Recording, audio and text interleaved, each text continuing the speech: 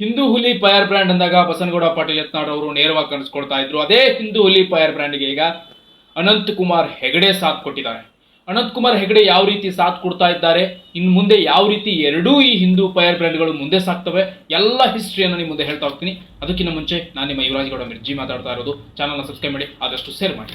ಬನ್ನಿ, ಅನಂತಕುಮಾರ್ ಹೆಗಡೆ ಎಷ್ಟರಲ್ಲಿ ಯಾವ್ಯಾವ ಕಾರ್ಯಗಳನ್ನು ಮಾಡಿದ್ದಾರೆ, ಈಗ ಬಸನಗೌಡ ಪಾಟೀಲ್ ಯತ್ನಾಳ್ ಅವರಿಗೆ ಹೇಗೆ ಸಾಥ್ ಕೊಡ್ತಾ ಇದ್ದಾರೆ, ವಿಜಯೇಂದ್ರ ಅವರನ್ನ ಹೇಗೆ ಹೊರಗೆ ಹಾಕ್ತಾರೆ, ಬಸನಗೌಡ ಪಾಟೀಲ್ ಯತ್ನಾಳ್ ಅವರನ್ನ ಹೇಗೆ ವೆಲ್ಕಮ್ ಮಾಡ್ಕೊಳ್ತಾರೆ ಭಾರತೀಯ ಜನತಾ ಪಾರ್ಟಿಗೆ. ಸೊ ಅದ್ರ ಬಗ್ಗೆ ನಿಮ್ ಮುಂದೆ ಚರ್ಚೆ ಮಾಡ್ತಾ ಹೋಗ್ತೀನಿ.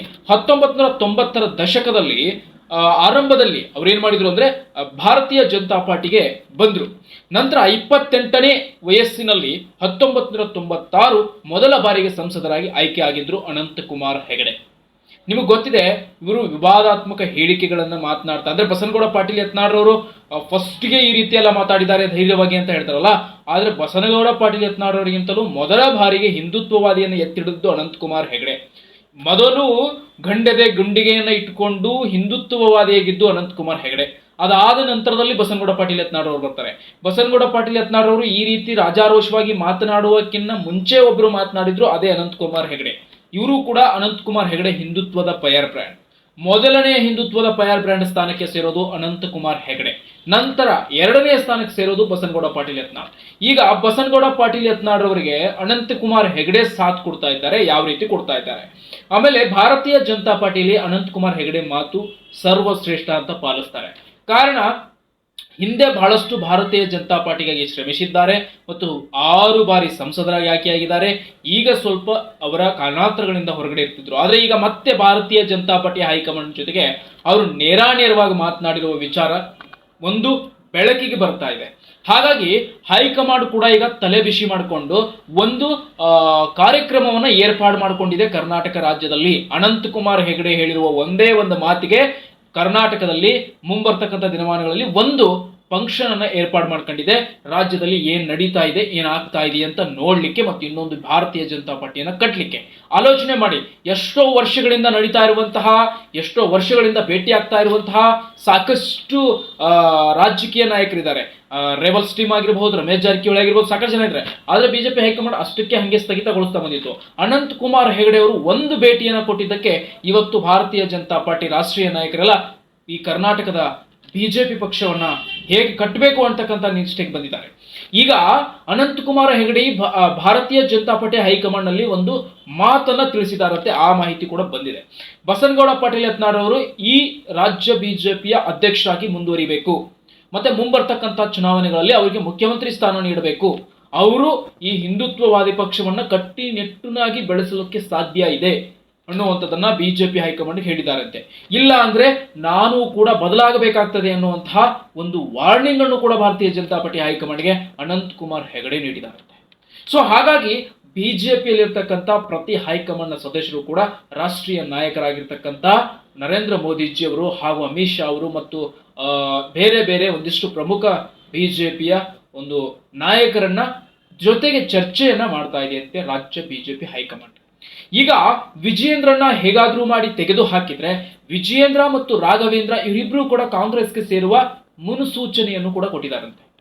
ಈ ಕಡೆ BSY ವಿಜಯೇಂದ್ರ, BSY ಯಡಿಯೂರಪ್ಪ ಮತ್ತು BSY ರಾಘವೇಂದ್ರ ಇವರೆಲ್ಲ ಬರ್ತಾರಲ್ಲ, ನಾವು ಬಿಜೆಪಿಯನ್ನ ಬಿಟ್ಟು ಕಾಂಗ್ರೆಸ್ಗೆ ಹೋಗ್ಬೇಕಾಗ್ತದೆ ಅನ್ನುವಂತ ಮಾತನ್ನು ಕೂಡ ಸೂಚನೆಯನ್ನ ಕೊಟ್ಟಿದ್ದಾರಂತೆ. ಒಂದು ವೇಳೆ ನಮ್ಮನ್ನ ರಾಜ್ಯ ಬಿಜೆಪಿ ಅಧ್ಯಕ್ಷ ಸ್ಥಾನದಿಂದ ನಮ್ಮನ್ನ ಕೆಳಗಿಳಿಸಿದ್ರೆ ನಾವೇನ್ ಮಾಡ್ಬೇಕಾಗ್ತದೆ, ಆ ಸಂದರ್ಭದಲ್ಲಿ ನಾವು ಕೂಡ ಕಾಂಗ್ರೆಸ್ ಪಕ್ಷಕ್ಕೆ ಡಬ್ ಆಗಬೇಕಾಗ್ತದೆ ಅನ್ನುವ ಒಂದು ಸುಳಿವನ್ನ ನೀಡಿದ್ದಾರೆ ಅನ್ನುವಂಥದ್ದು ಕೂಡ ಚರ್ಚೆ ಆಗ್ತಾ ಇದೆ.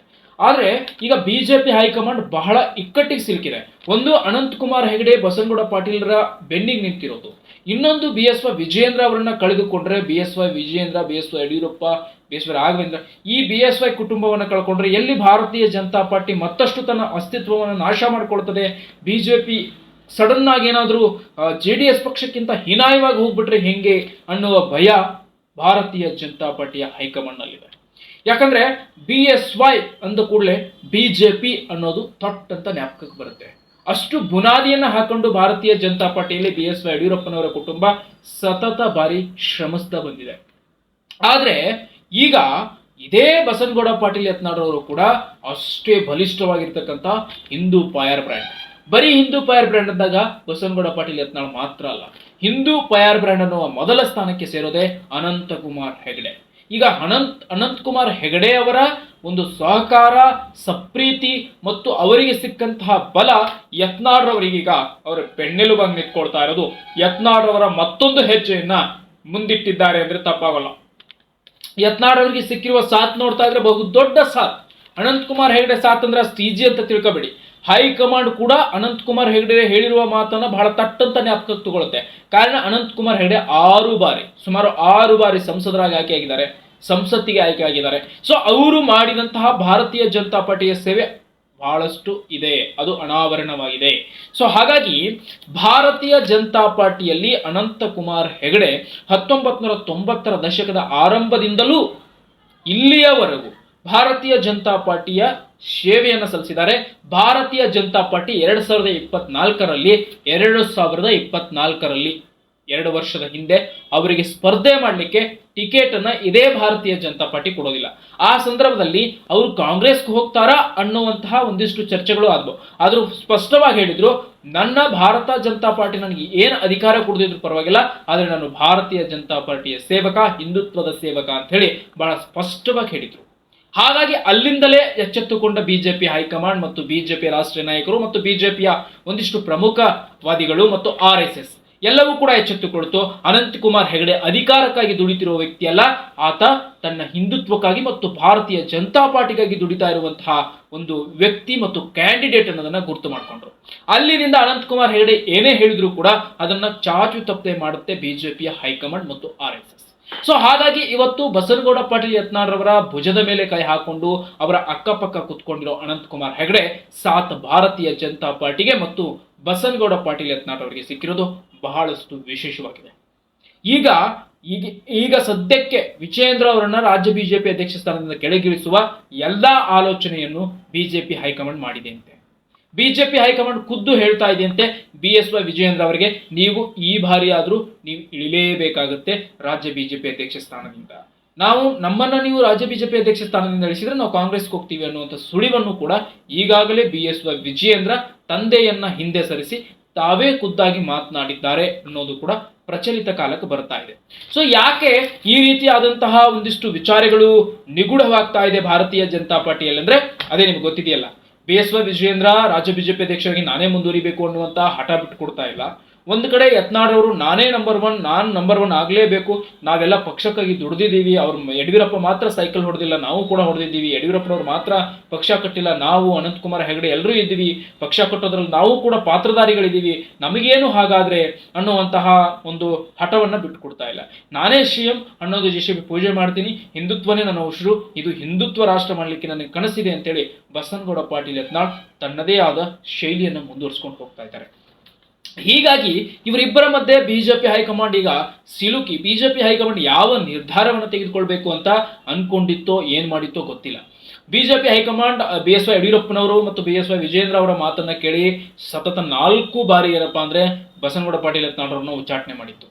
ಪಕ್ಷದ ನಿಯಮ ಮೀರಿದ್ರಿ, ಪಕ್ಷದ ಅದು ಮೀರಿದ್ರಿ, ಪಕ್ಷಕ್ಕೆ ನೀವು ಈ ರೀತಿ ಪಕ್ಷದ ಆಯಾಮಗಳನ್ನು ಮೀರಿದ್ರಿ ಅಂತ ಹೇಳಿ ಬಸನಗೌಡ ಪಾಟೀಲ್ ಯತ್ನಾಳ್ರವ್ರನ್ನ ಸತತ 4 ಬಾರಿ ಉಚ್ಚಾಟನೆ ಮಾಡಿತ್ತು.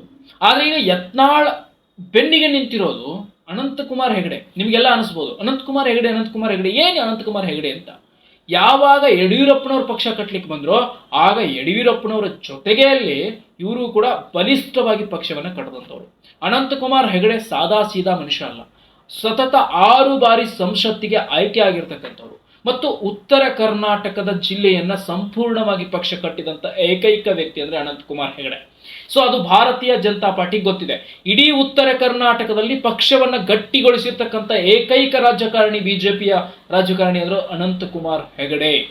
ಯಡಿಯೂರಪ್ಪರಿಗಂತಲೂ ಬಲಿಷ್ಠವಾಗಿ ಉತ್ತರ ಕರ್ನಾಟಕ ಜಿಲ್ಲೆಯನ್ನ ಬಿಜೆಪಿ ಪಕ್ಷವನ್ನ ಅತಿ ಬಲಿಷ್ಠವಾಗಿ ಕಟ್ಟಿದಂತ ನಾಯಕ ಅಂದ್ರೆ ಅದು ಅನಂತಕುಮಾರ್ ಹೆಗಡೆ. ಅದು ರಾಷ್ಟ್ರೀಯ ನಾಯಕರಿಗೂ ಕೂಡ ಇವತ್ತು ಗೊತ್ತಿದೆ, ಅದು ರಾಷ್ಟ್ರೀಯ ನಾಯಕರಿಗೂ ಇವತ್ತು ಅರಿವಿದೆ, ಭಾರತೀಯ ಜನತಾ ಪಾರ್ಟಿ ಹೈಕಮಾಂಡ್ಗೂ ಕೂಡ ಅರಿವಿದೆ.